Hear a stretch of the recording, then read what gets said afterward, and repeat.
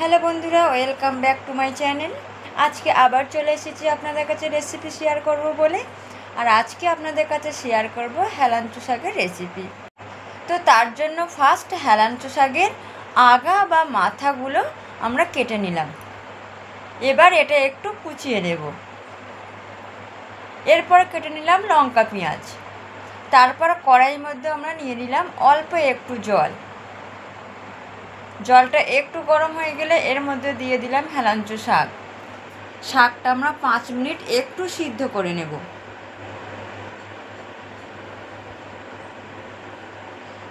শাকগুলো দেওয়ার পর দিয়ে দিলাম 1 চামচ লবণ। লবণটা দিয়ে আমরা ঢাকনা দিয়ে দিলাম। 5 মিনিট আমরা এইভাবে জাল দিয়ে নিলাম। এরই মধ্যে শাকটা পুরো সিদ্ধ হয়ে গেছে।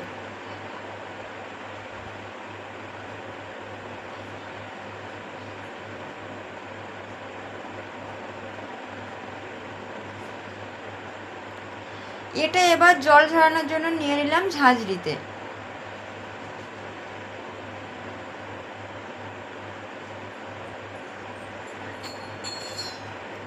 এটা একটু ঠান্ডা হয়ে যাওয়ার পর এর থেকে চিপে চিপে এর জলটা আমরা বার করে নেব।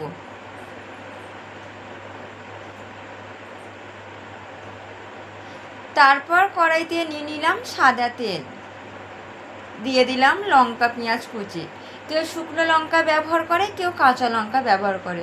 অনেকেই শুকনো লঙ্কা খেতে প্রবলেম হয় বা খেলে অসুবিধা হয়, সেই জন্য অনেকে কাঁচা লঙ্কা দেয়, অনেকে শুকনো লঙ্কা দেয়। তো আপনাদের যেটা যার ব্যবহার সুবিধা হয় সে তেমন ব্যবহার করবেন।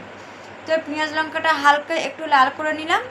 তারপর এর মধ্যে দিয়ে দিলাম হেলাঞ্চো শাক, যেটা আমরা জল ঝরিয়ে রেখে দিয়েছিলাম।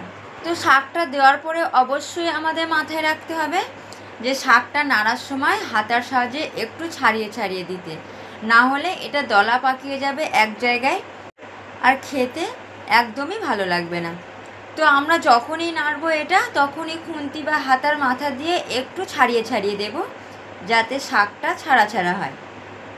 তো আমরা এইভাবে ভেজে নেব যতক্ষণ না শাকের কালারটা বাদামি কালারে চলে আসছে।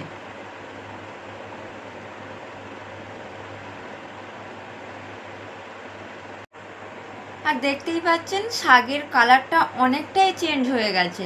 তোমাদের রেসিপিটা প্রায় কিন্তু রেডি হয়ে গেছে। আর এই শাকের মধ্যে আমরা এক্সট্রা কোনো মশলা ব্যবহার করিনি, শুধু কাঁচা পেঁয়াজ, কাঁচা লঙ্কা, তেল।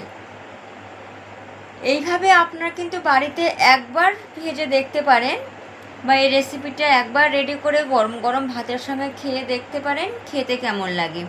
আর আজকে ভিডিওটি যদি আপনাদের ভালো লেগে থাকে, আমার পেজে অবশ্যই একটি সাবস্ক্রাইব করে প্লিজ আমার পাশে থাকবেন। আর নেক্সট ভিডিও দেওয়ার জন্য আমাকে একটু উৎসাহী করবেন। আজকে ভিডিওটি এখানে